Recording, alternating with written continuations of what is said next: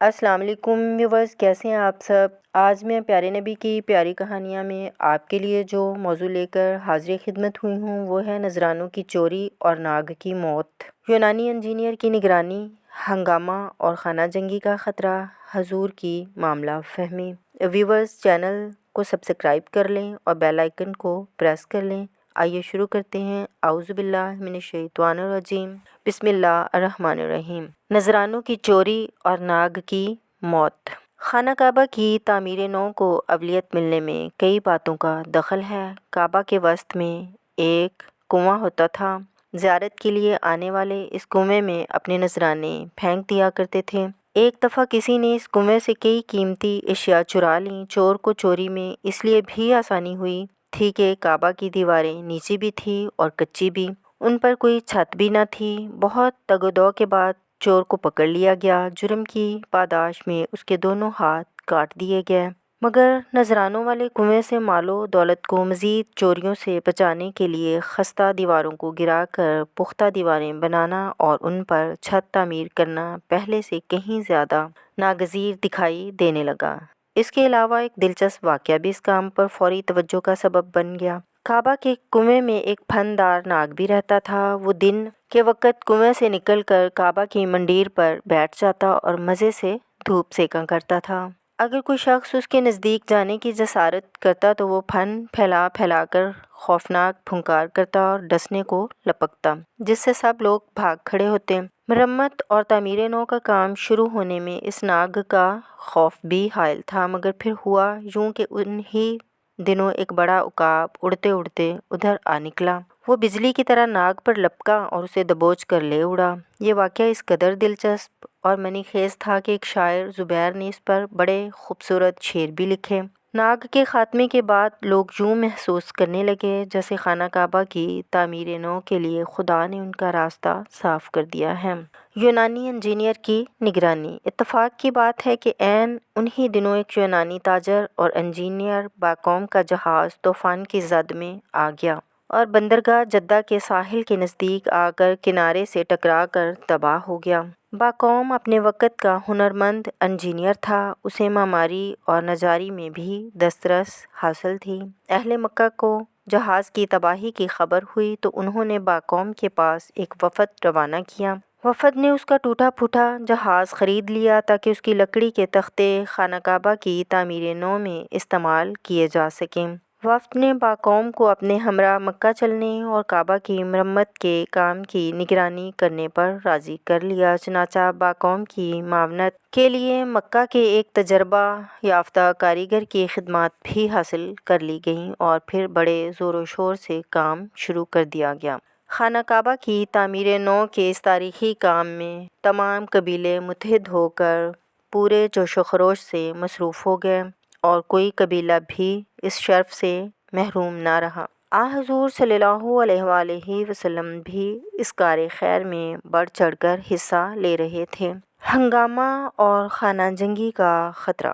ہر قسم کا مطلوبہ تعمیری سامان فراہم کر لیا گیا۔ مکہ کے آس پاس کی پہاڑیوں سے نیلے پتھر جمع کر لیے گئے اور تعمیر کا کام بڑی سرعت اور جان فشانی سے آگے بڑھنے لگا۔ جب دیواریں 5-6 فٹ کے لگ بھگ اٹھ گئیں تو حجر اسود کو اس کی پرانی جگہ پر نصب کرنے کا مرحلہ درپیش ہوا۔ اس مقدس پتھر کو اٹھا کر اس کی قدیم روایتی جگہ پر رکھنا ایک ایسا بڑا اعزاز تھا جسے حاصل کرنے کے لیے ہر قبیلہ بے حد مضطرب تھا۔ چنانچہ اس نازک معاملے پر گرما گرم بحث بازی کا سلسلہ چھڑ گیا اور جلد ہی نوبت تلخ کلامی اور تو میں تک جا پہنچی۔ کوئی قبیلہ اپنے حق سے دستبردار ہونے پر رضامند نہ تھا۔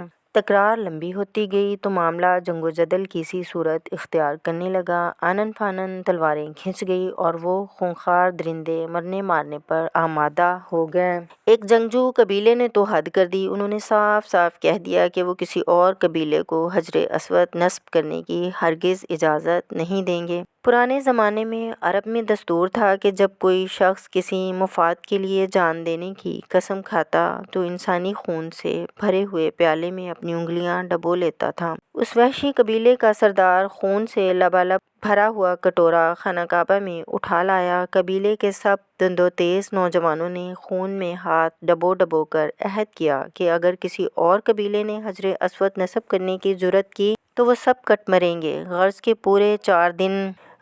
پورے 4 دن تناؤ اور تصادم کی یہ خوفناک کیفیت لوگوں کے اعصاب پر بری طرح سوار رہی، اور یوں دکھائی دیتا تھا کہ قتل و غارت کا ایک لامتناہی سلسلہ کسی وقت بھی سارے مکہ کو اپنی لپیٹ میں لے سکتا ہے۔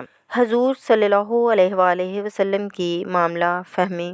قریش کا ایک بوڑھا سردار بہت دانشمندانہ اور صلح جو تھا۔ وہ چاہتا تھا کہ حجر اسود کا ہنگامہ کسی خون خرابے کے بغیر طے ہو جائے، چنانچہ اس نے مشورہ دیا کہ کل صبح جو شخص کوہ صفا والی جانب سے سب سے پہلے خانہ کعبہ میں داخل ہو اسے ثالث مان لیا جائے، اور حجر اسود نصب کرنے کے بارے میں پھر جو بھی فیصلہ وہ دے اسے تمام قبیلے حتمی طور پر تسلیم کر لیں۔ بوڑھے سردار کی تجویز پر سب کا اتفاق ہو گیا۔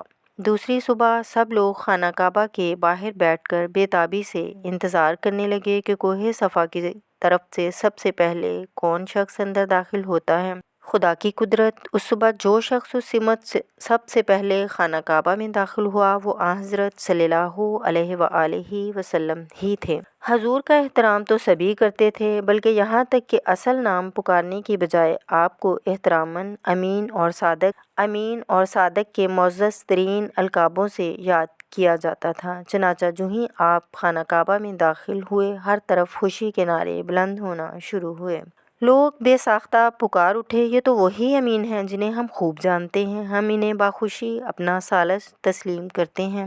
حضور صلی اللہ علیہ وآلہ وسلم موقع کی نزاکت سے بخوبی آگاہ تھے۔ آپ نے فرمایا ایک چادر لاؤ۔ چادر فوراً مہیا کر دی گئی۔ آپ نے اسے زمین پر بچھا دیا اور اپنے مبارک ہاتھوں سے حجر اسود اٹھا کر چادر کے وسط میں رکھ دیا۔ پھر تمام قبیلوں کے منتخب نمائندوں سے فرمایا اب تم سب اس چادر کے کنارے تھام لو اور اسے اٹھا کر اس مقام تک لے جاؤ جہاں حجر اسود نصب ہونا ہے۔ سب لوگ چادر کے کنارے تھامے خوشی خوشی اس مقام پر پہنچ گئے۔ آپ نے فرمایا اب اسے زمین پر رکھ دو۔ پھر آپ آگے بڑھے، حجر اسود اٹھایا اور اسے مقررہ مقام پر رکھ دیا۔